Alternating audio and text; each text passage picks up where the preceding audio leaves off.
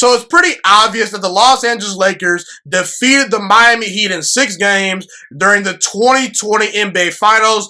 I predicted the Los Angeles Lakers to win that series in 6 games. I felt that Miami was a very well coached team. I have a lot of respect for Eric Spoelstra. They've got a really good young roster, but I just felt that LeBron James, Anthony Davis, and the experience of the Los Angeles Lakers would just be a little bit too much for the Miami Heat to overcome, and as a result, I can only give them about 2 games. I felt Miami would fight hard. They come ready to play. They do all they can, but in reality, they were just outmanned in that series. LeBron James, Anthony Davis, that's the best overall duo in the entire NBA right now. Arguably 2 top 5 players in the game as we speak today. And obviously the Los Angeles Lakers had a very experienced, roster, as you had Danny Green, Rajon Rondo, Dwight Howard, JaVale McGee. All those guys have, made deep playoff runs, have been in NBA Finals in the past, and in reality, it's hard to bet against LeBron James when he's not going against the Golden State Warriors or the San Antonio Spurs. Things were kind of evened out.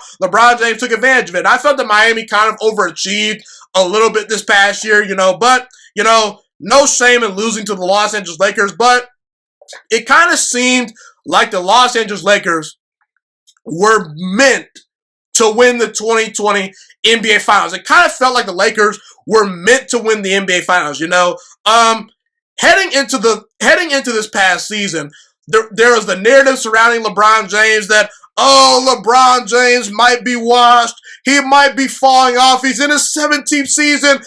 Father Time's finally going to hit LeBron James. There was this, hashtag on Twitter, Wash King, that LeBron James kind of promoted during the offseason because he said, hey, man, listen, I'm going to prove the haters wrong, so I'm going to use the hashtag Wash King, on social media to promote that.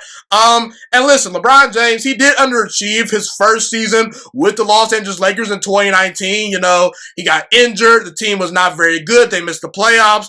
And people question if LeBron James came to the Los Angeles Lakers to specifically win basketball games, or if he came to Los Angeles to be all about the Hollywood lifestyle, because people say LeBron's in too many commercials, he's trying to be in too many movies, he's all about the Hollywood lifestyle. He ain't about basketball, and I just think that was far from the truth. Personally, I was not one to write off LeBron James. I never felt that LeBron was washed or that he was going to fall off anytime soon. I still recognize that he was one of the top 3 players in the game of basketball. And today, as we speak right now, he still might arguably be the best player in the NBA as we speak today in 2020. And there was also some people like Stan Van Gundy, who I have a lot of respect for. Stan Van Gundy knows his basketball, who said the Lakers should trade LeBron James. And I just didn't know about it. I didn't buy into LeBron falling off. LeBron James did respond in the, this past season. During the regular season, he scored 25 points per game, shot 50% from the field. He led the entire NBA in assists for the first time in his career, and he dominated the playoffs, and he played really good defense during the bubble as well. And it kind of seemed like in 2020, things really started to truly line up for one LeBron James, as opposed to it not always lining up in the past, LeBron James was very fortunate that the bubble occurred this year, that the NBA was forced to play in the bubble because, LeBron, he's played 17 years in the NBA. Now he's in his 18th season. You mean to tell me that those extra months of rest didn't help LeBron James fully rejuvenate and, really ramp up for the playoffs? If you think not, I think you're mistaken. LeBron, he got several months to rest his body. He looked fresh. He looked rejuvenated in the playoffs. And he faced a Portland Trailblazers team that was fighting to get into the playoffs. They had to play a ton.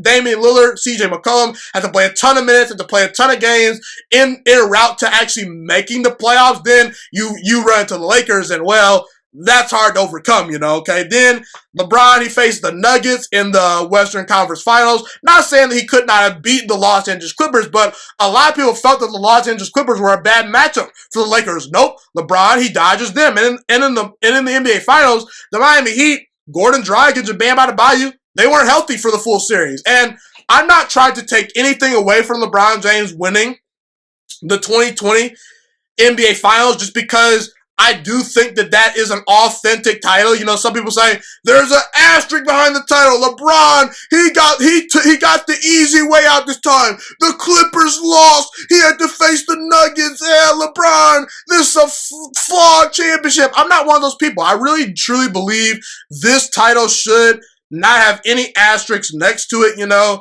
And let's be real. In the past, LeBron James, he's had, you know, situations where Kevin Love, Kyrie Irving had been hurt during the NBA Finals, and he's basically left out there with Matthew Dellavedova to try to beat Steph Curry, Klay Thompson, and Draymond Green in a very good Warriors team, okay? And I think LeBron James showed great leadership this past season because we saw a very talented team in the Los Angeles Clippers melt down during the stretch of the NBA season. LeBron James, he kept the Los Angeles Lakers, you know, really focused, really dialed in all season. And as a result, they got the number 1 seed in the NBA, and it paid off. The Lakers, they won the championship. They were focused. They saw the task at hand, and they responded to the challenge. And last but not least, the Los Angeles Lakers winning the 2020 NBA Finals was a tribute to one Kobe Bryant.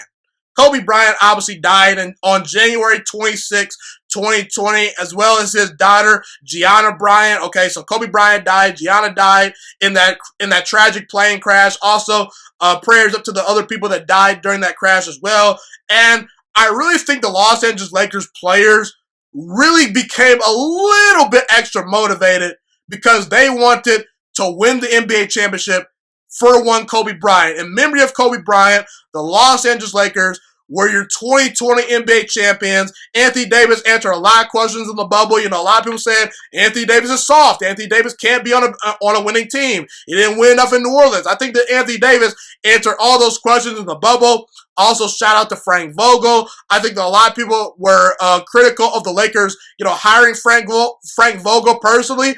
I actually like the hire just because Frank Vogel did a lot of good things with the Indiana Pacers a couple of seasons ago.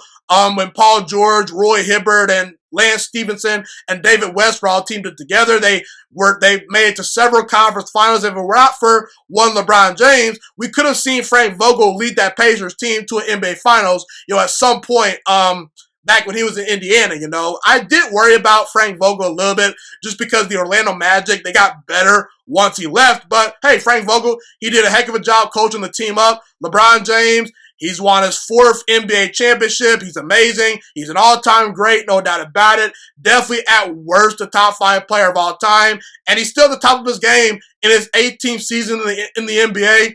And it's pretty clear, like I said, that the Los Angeles Lakers were just truly meant and were truly destined to win the 2020 NBA Finals.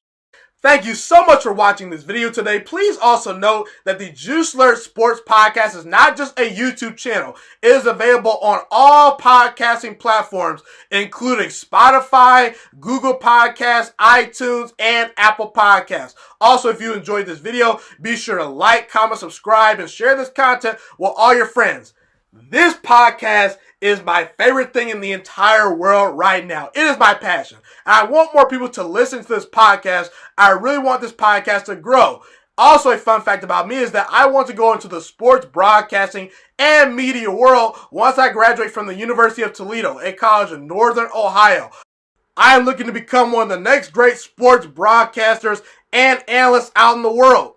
And I potentially would like to start my own network if this podcast really truly grows. Or if I fall short of that goal, I would love to work for a big-time network like ESPN or Fox Sports 1. I am open to all networks. So if you believe in my dreams and you see or hear my passion through the screen, be sure to tell all your friends about the Juice Alert Sports Podcast. Stay motivated, you guys. Have a God bless day, and I'm out.